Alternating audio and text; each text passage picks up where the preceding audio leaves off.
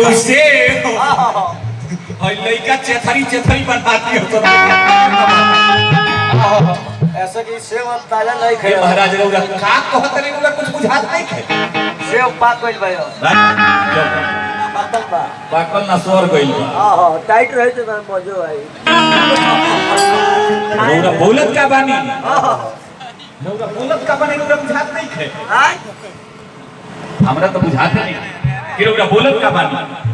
लेकिन ध्यान दी भैया मेन भाई तनिक उठा दी धीरे धीरे हमरा के कहता नहीं कि का पीला हम ब्यास हां सुनी लोगन नो मना लोगन का पीला खानी जगह लगत नहीं अगर हम कह दे रउरा के ठीक हम पीला है तो रउरा पीली है अगर हम कह दी कि आहो पीली आ ठोके में है खाए के कीली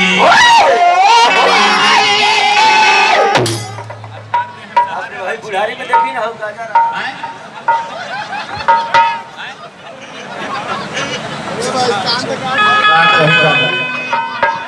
अरे बाप का कही लोग हमरा रउआ से कोनो मतलब रउआ प्यास के बनल बकरा खोजत नहीं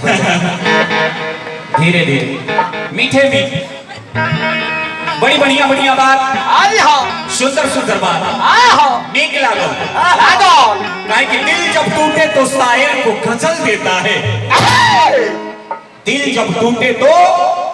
शायर को गजल देता है प्यार करता है तो एक ताजमहल देता है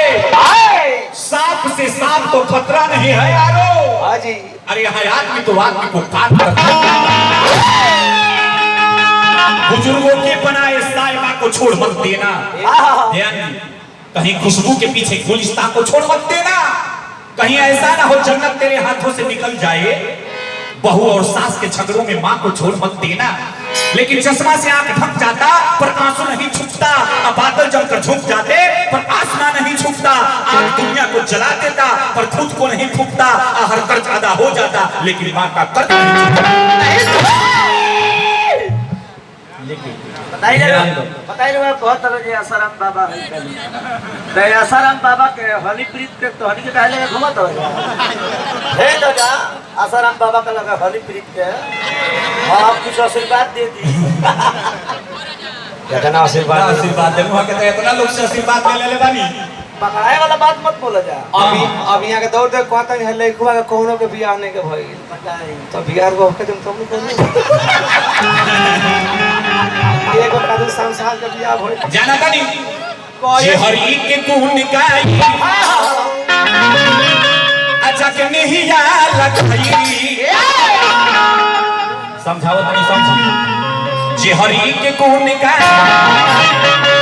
अच्छा के नहीं या लगाई तब बुझी हो उठा तब बुझी हो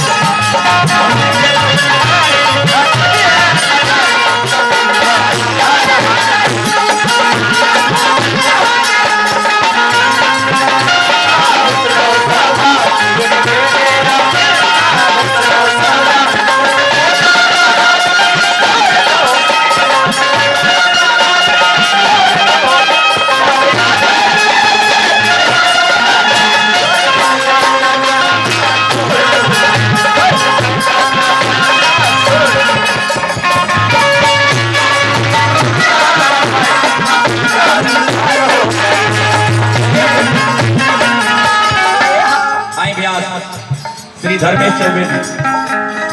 बड़ा लगे कान में बतिया होता है सब हम देखा रही यही जाते वो कभी आने के भाई ना करी आई है अनगिनत रुपए के न्योता लगाऊंगी हनुमान जी कल्याण करी मनोकामना पूरा करी सबके मनोकामना पूरा करी लेकिन जाना नहीं कहता नहीं धर्मेश कान में काट ना बतिया होता है अरे बिना मतलब के देला से गाली जाननी का है अरे बिना मतलब के अरे तेरे जे गाली आप बुझी हो कि सरहद चाहे भी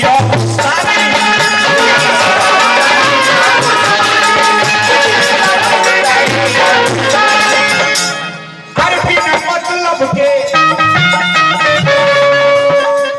अरे तेरे जे गाली अरे बुझी हो कि सरहद चाहे भी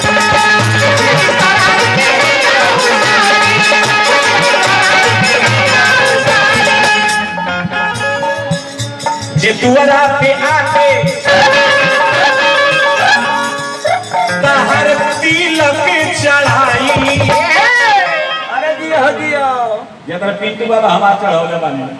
तो कि हमनी के बात शमशाद भाई तोरो चढ़ावले बानी जे दुहरा पर आके तिलक चढ़ाई तो पूछी बाबू सार हो गई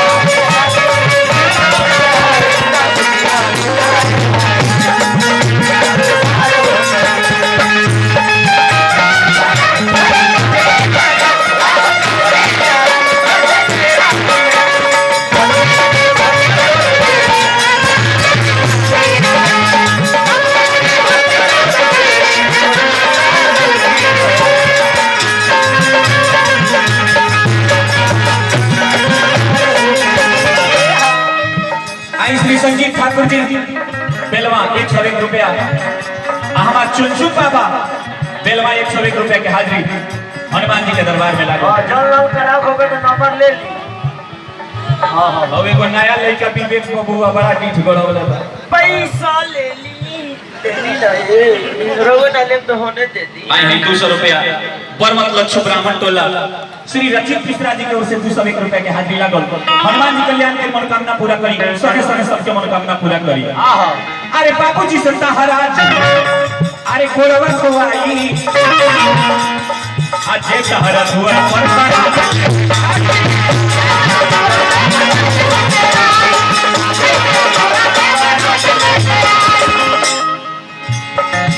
बाबूजी संता हराज गोरवा धोआई गोरा के सहारा से बरात लेके आई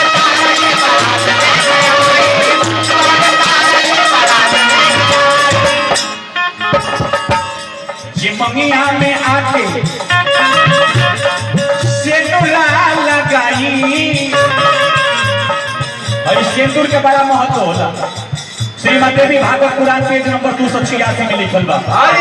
जौना औरत के मांग में पूरा सेंदूर होके आ उस सेंदूर आंचल से ढकल होके ओकरा पति के जिंदगी में अकाल मृत्यु नहीं हो सके लेकिन हौना सेंदूर के डिजाइन देखी हौना सेंदूर के डिजाइन हौना जो बाप रे बाप बुझाता जे 15 एक्सप्रेस खानी फहर आईना के सेंदूर छुआवले बनी साफ बुझाता कि है त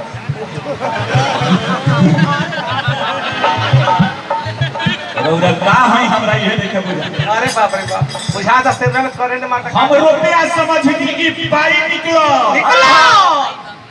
हम भाई समझली कसाई निकलो हम कांच कुआर जान के मोहब्बत कइनी लेकिन बाद में पता चल कि सात लड़का के माई बाबा के डोला बतानी हे जाओ तनी उहे के तो हमरा तो बुझाई ले रे छू दे ना बाप रे बाप छुआ मत ना भाई ना जियान हो जाए कोरोना वायरस का होने कोरोना वायरस का ये मंगिया में कहला आके से कुरान लगाई तो बुझी हो पाचार हो ये भरी गुण गाई जग में ही लगाई तो बुझी हो